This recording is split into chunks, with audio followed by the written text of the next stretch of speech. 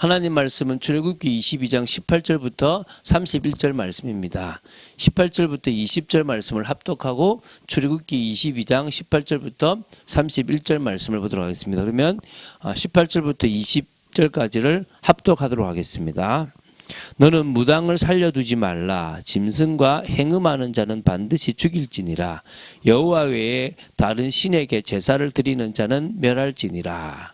자, 이런 말씀들이 되게 지금 하나님이 이렇게 왜 이렇게 하셨는지를 모르면 우리가 볼 때는 하나님 되게 무서운 하나님이다. 완전 막 이렇게 피도 눈물도 없이 용서도 없는 자비도 없으신 분이시다라고 생각하실 수 있습니다. 그렇게 보지 말고요. 하나님은 우리 인간이 사단의 종노릇 하는 것을 원치 않습니다. 뭡니까?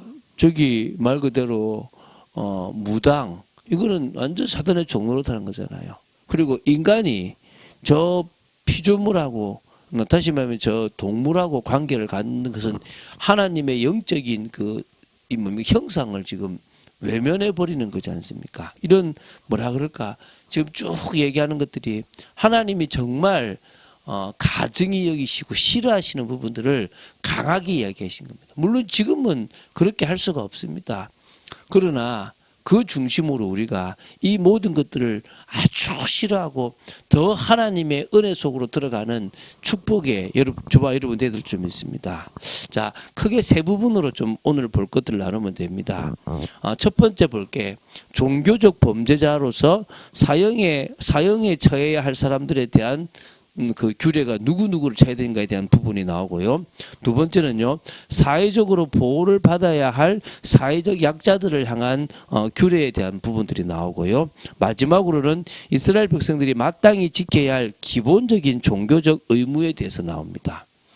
여러 가지 계속 그런 부분들이 많지만 특히 그런 게 나오거든요. 구체적으로 이제 특히 기본적인 종교를 살펴보면 재판장이나 지도자들을 욕하거나 저주하지 말고, 또 처음 난 어떤 생물들을 구별하여 하나님께 드리라는 것이고요. 또 들에서 짐승에게 찢긴 것의 고기는 아예 먹지도 말라라는 어떤 이런 부분들인데, 하나하나 좀 보면서 의미들을 좀 생각해 봤으면 좋겠습니다. 자, 그러면 먼저 18절부터 20절입니다. 하나님 앞에서 신앙적으로 볼 때 범죄한 자들을 살려두지 말고 죽이라는 것입니다. 왜냐하면 이들이 영적으로 되게 영향을 미칠 수 있는 거예요. 이게 흑암의 역사를 가장 불러올 수 있는 부분들이 많고요. 또 이것 때문에 지배받는 또 다른 사람들이 일어나기 시작한다는 거예요. 그래서 하나님은 아예 없애버리라는 겁니다. 잔인해 보일 수 있지만 그 영적인 영향력이 너무나 크기 때문에 하나님은 아예 제거하고 가까이도 하지 말고 그런 사람이 있으면 완전히 없애버리라고 이렇게 강하게 말씀하신 겁니다. 물론 지금 이 시대는 적용되지 않습니다.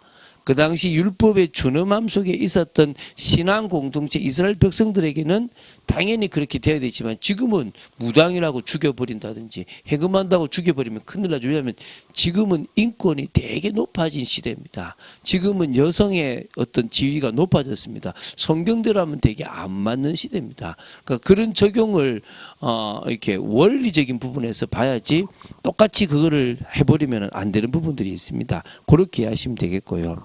무당들을 죽이라고 하는 것은, 무당들은 영적으로 귀신에 사로잡혀서 사람들의 조금의 일부를 맞추면서 거짓된 영적 사실을 전하는 자들입니다. 하나님을 멀리하게 만들고요, 이 신앙 공동체를 파괴하기에 너무나 강한 자들입니다. 그렇기 때문에 하나님께서는 그 죽이라고, 아예 완전히 씨를 말려버리라고 말씀하셨다고 보시면 됩니다. 지금도요, 무속인에게 자꾸 보게 되면요, 아침에 눈 뜨면 뭐합니까? 오늘의 운세 보게 되고, 또 뭡니까? 이것 때문에 지금 내가 뭐 안 되는가? 이런 생각에 사로잡히면요, 여러 지금 전문인들이 루틴이라 그러죠. 이건 하면 안 된다라고 하는 완전 거의 잡히는 상황까지 가게 됩니다. 완전 이 영혼과 모든 게 그 무속인한테 완전 딱 잠식돼 버리는 상황까지 가게 됩니다. 하나님을 아시기 때문에 그러신 거고요. 두 번째는요, 짐승과 행음하는 사람들도 결코 용서하지 말고 죽이라고 말씀하십니다. 왜냐하면 왜 이렇게 준엄하시냐 그러면 이것은 하나님의 형상대로 지음받은 거룩한 인간이 지금 진슴과 같은 육체와 같은 존재로 전락해버리는 심각한 범죄이기 때문입니다. 창세기 6장에도요. 영적인 존재가요. 육신이 되어져 버리잖아요. 이런 비참한 상황에 하나님이 가는 것을 원치 않습니다. 하나님은 더 이상 기회를 줄 이유가 없는 겁니다. 그래서 당연히 멸해버리라고 했습니다. 그 외에도요.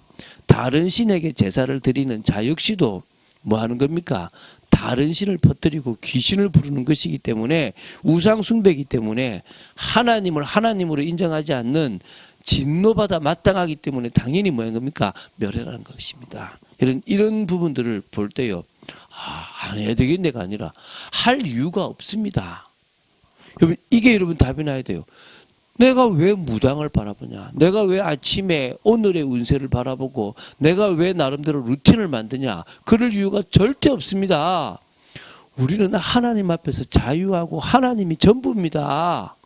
우리는 가장 정상적인 하나님이 원래 우리에게 만들어주신 그 모습대로 가면 돼요. 그런 축복의 여러분 되시기 바랍니다. 자, 우리 21절부터 27절 말씀을 보겠습니다. 이제 하나님은 그 당시 사회적 약자에게 해당하는 자들을 향해서 긍휼을 베푸시고 은혜를 베푸시는 부분이 있습니다. 저도 이것 때문에요. 이제 조금씩 이방인이나 나그네 또 과부나 고아 또 그 외에도 여러 가지 가난한 자들을 향한 배려들을 하려고 노력합니다. 참 중요하거든요. 첫 번째가 뭐냐면 이방인이나 나그네들을 이렇게 귀하게 여기라는 것입니다. 그러니까 다시 말하면 너희들도 이방인이었을 때가 있었고 너희들도 나그네 때가 있었으니까 그들을 압제하거나 그들을 학대하지 말라는 것입니다. 이 시대만 해도요. 자기들의 어떤 자기들의 어떤 무리 속에서 다른 이방인들이 섞여오거나 이러면 나그네가 지나가면요. 의도적으로 막 학대를 하고 압제를 해서 빼앗기도 하는 그런 일들이 이게 다반사였다고 합니다.